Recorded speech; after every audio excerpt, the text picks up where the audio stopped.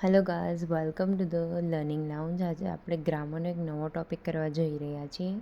સો ગ્રામરની સિરીઝનો આપણો નેક્સ્ટ ટૉપિક છે સબ્જેક્ટ વર્બ એગ્રીમેન્ટ, એટલે કે કર્તા ક્રિયાપદ અન્વય. એનું ગુજરાતી રૂપ છે. So let's start. What is subject verb agreement? તો subject verb agreement is when both the subject and verb are both singular or plural in correct sentence. એટલે કે કર્તા પ્રમાણે ક્રિયાપદ આવે. જો કર્તા એકવચન હોય તો ક્રિયાપદ એકવચન આવશે, કર્તા બહુવચન હોય તો ક્રિયાપદ પણ બહુવચન આવે. If subject are joined by and then plural verb. જ્યારે બે સબ્જેક્ટને આપણે એન્ડ થ્રુ જોઈન કરીએ ત્યારે પ્લુરલ વર્બ આવશે. સીતા અને ગીતા બે સબ્જેક્ટ છે એને આપણે એન્ડથી જોઈન કર્યું છે તો વર્બ આર આવ્યો, which is a plural form. Okay. Now rule number 2, proper nouns singular verb. જ્યારે કોઈ પ્રોપર નાઉન હશે ત્યારે સિંગ્યુલર વર્બ આવશે. લાઈક જય એન્ડ સન્સ એક દુકાનનું નામ છે તો is a famous book store. Star Wars is my favourite movie. Proper noun હતું તો singular verb. Now the third rule is uncountable nouns હશે તો સિંગ્યુલર વર્બ આવશે, અને કાઉન્ટેબલ નાઉન હશે તો પ્લુરલ યા સિંગ્યુલર કોઈ બી આવશે. Like 3/4 of the men have gone to the war. અહીં આપણે માણસોને ગણી શકીએ છીએ તો આપણે હેવ આવ્યું. 1/3 of the sugar is missing. શુગરને કાઉન્ટ નથી કરી શકતા, ઇઝ અનકાઉન્ટેબલ નાઉન, તો અહીંયા આપણે સિંગ્યુલર વર્બ ઇઝ આવ્યું.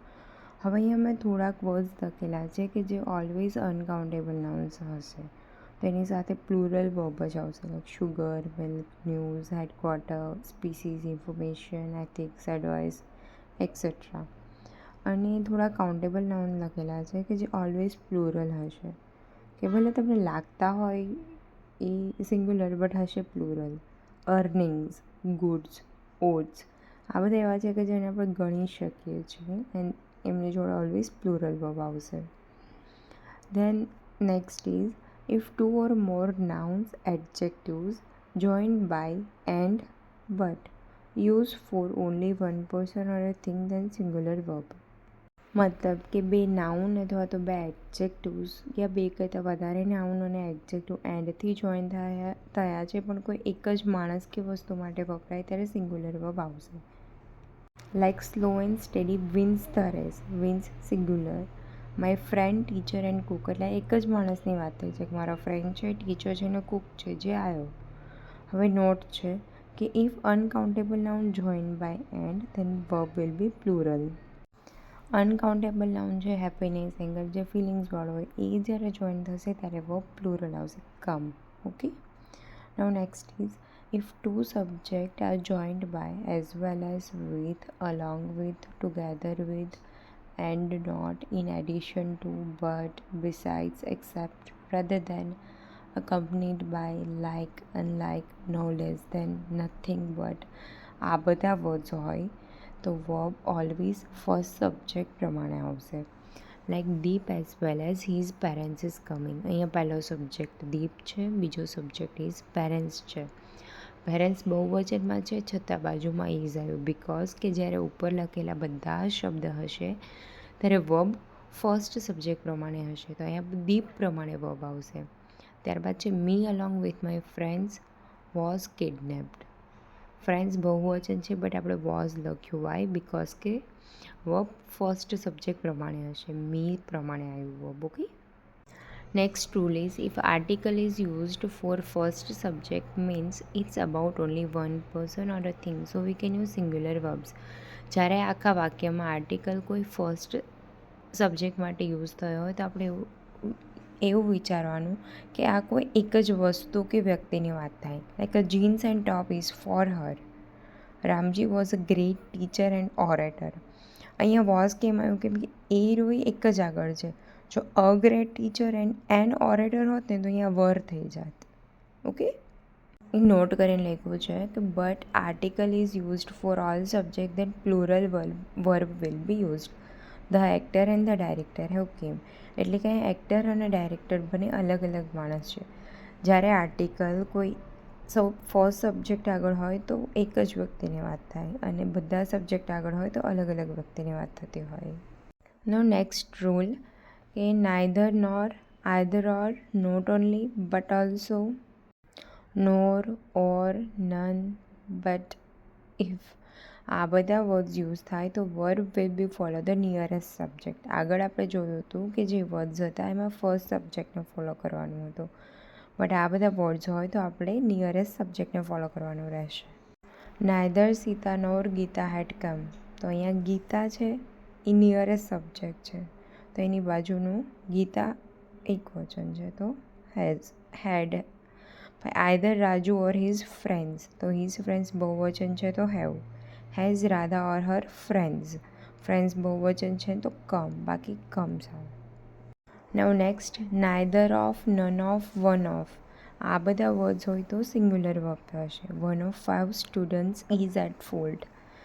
Neither of them is taking responsibility, એટલે એમાંથી એક કોઈ નહીં. 1 of 5 એટલે 5માંથી કોઈ એક, એનું ગુજરાતી મિનિંગ આવો થાય, એટલે અહીંયા આવશે સિંગ્યુલર વર્બ. તો એટલું યાદ રાખવાનું કે નાઇધર ઓફ, નન ઓફ કે વન ઓફ હોય તો સિંગ્યુલર ફોર્મ આવશે. Next is there are some plural noun form but have a singular meaning, તો સિંગ્યુલર વર્બ થશે.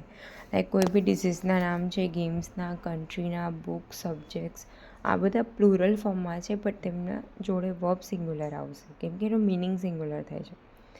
Geography is an interesting subject.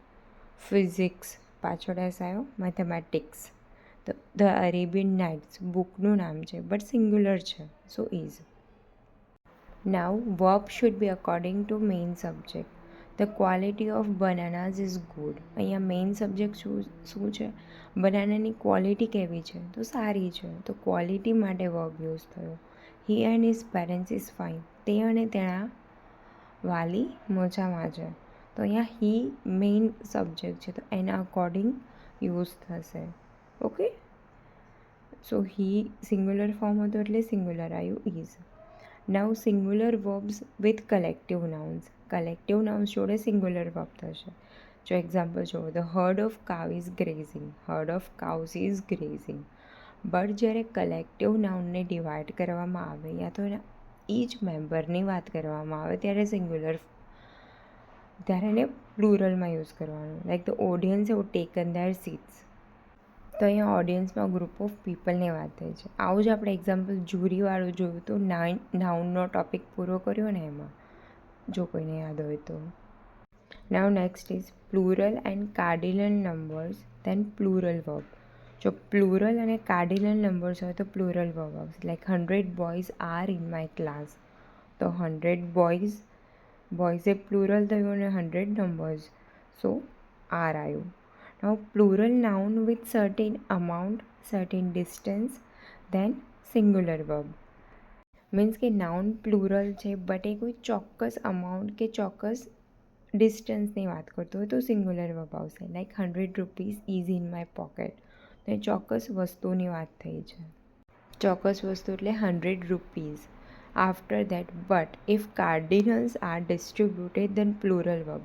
હવે આ 100 રૂપીઝને આપણે બધામાં વહેંચવાના છે, આ ડિસ્ટ્રીબ્યુટેડ અમોંગ ધેમ, તો પ્લુરલ થશે. પ્લીઝ આને સરખી રીતે વાંચજો, કન્ફ્યુઝન ના થાય. Then if relative pronoun is used to join subject and verb, then verb will according to the subject which is antecedent of the relative pronoun.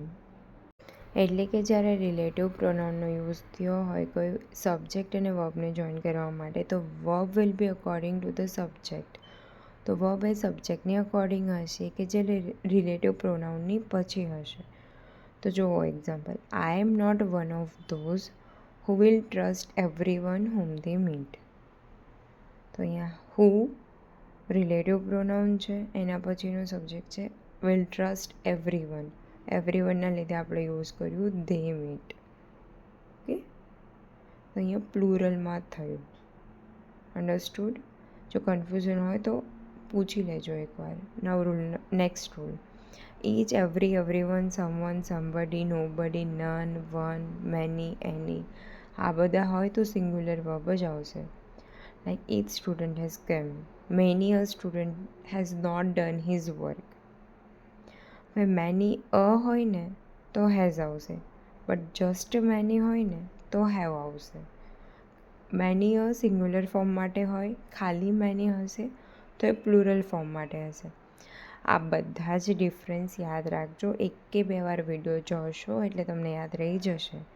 Specially આ બધી વસ્તુ પહેલાં આપણે એરર કરેક્શનમાં બહુ પૂછાતી હોય છે અને એ ક્વેશ્ચન બી બહુ આવે છે એક્ઝામમાં.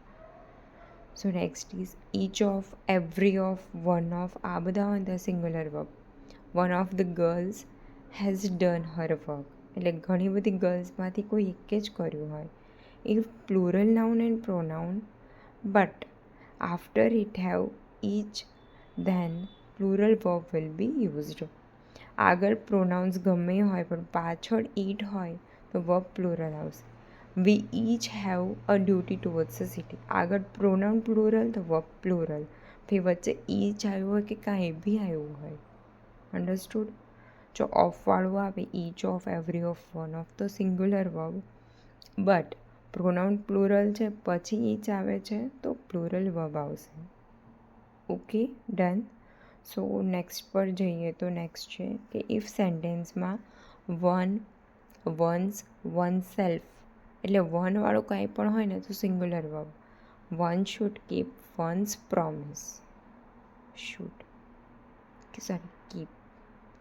ઓકે, તો આ યાદ રાખો, વન, વન્સ, વન સેલ્ફ, વનવાળું કાંઈ પણ હોય તો સિંગ્યુલર વર્બ આવશે. Next, if, as if, as though, suppose, I wish, in case, would, that, then, આ બધા હશે. Would, that, I wish, in case તો પ્લુરલ વર્બ વેર આવશે. I wish I were rich, if he were rich he would help others. As if, આ બધા હશે તો પાછળ વેર મૂકી દેવાનું, આગ બંધ કરી. Now several, few, many, others, both, various, multiple, આ બધામાં પ્લુરલ વર્બ આવે કે several students are, many cars are. એટલે આ બધું થોડું એક કે બે વાર જોશો, યાદ રહી જશે. કોઈ પણ એટલા બધા રૂલ્સ છે એવું વિચારીને ટેન્શન ના લેશો. Then next is the number of versus a number of. A number of suggestions were made. A હશે ત્યારે પ્લુરલ આવશે, ધ હશે ત્યારે સિંગ્યુલર, કેમ કે ધ સ્પેસિફિક વસ્તુ માટે છે. The number of suggestions was made, suggestions હોવા છતાં પણ પાછળ વોઝ આવશે. The is for a specific thing. Please guys, આ સબ્જેક્ટ વર્બ એગ્રીમેન્ટ યાદ કરી લેવું. એનો મતલબ જ એ છે કે ક્યારે કયું ક્રિયાપદ યુઝ કરવું, ક્યાં કર્તા સાથે કયું ક્રિયાપદ આવે, અને આ બધું તમને પેલું એરર કરેક્શનમાં બહુ કામ લાગશે અને જે મોસ્ટ ઓફ એક્ઝામમાં પૂછાતું હોય છે. Next is all, any, more, most, some, none, such can be either singular or plural. આ બધામાં જો પ્રોનાઉન સાથે અનકાઉન્ટેબલ નાઉન હશે તો સિંગ્યુલર હશે અને પ્રોનાઉન્સ પ્લસ કાઉન્ટેબલ હશે તો plural. All of the equipment is on sale. All of the computers, જેને આપણે ગણી શકીએ તો આર ઓન સેલ. અન્ડરસ્ટુડ? ચલો next, much versus many. Much is used for singular uncountable noun તો સિંગ્યુલર વર્બ આવશે, અને many is for plural countable noun તો પ્લુરલ વર્બ. એક વસ્તુ યાદ રાખો, જ્યારે કાઉન્ટેબલ નાઉન હોય ત્યારે always plural verb, non countable અથવા તો અનકાઉન્ટેબલ હોય ત્યારે સિંગ્યુલર વર્બ. એક્ઝામ્પલ જોઈએ, how much milk is needed in a recipe. How much singular, how many cups of milk are needed for recipe તો how many આવ્યું તો plural. Okay, so અહીંયા પૂરો આપણો સબ્જેક્ટ વર્બ એગ્રીમેન્ટ અહીંયા complete થઈ ગયું છે અને આપણે એને બહુ સારી રીતે ડીપલી કવર કર્યું છે. એકાદ બે વાર વિડીયો જોશો એટલે રૂલ્સ બધા યાદ રહી જશે. So thank you, that's it four today. જો તમને અમારા વિડીયો ગમતા હોય તો લાઇક કરી દેવા, તમારી ફ્રેન્ડ્સ જોડે શેર કરી દો. Please subscribe our channel. Thank you.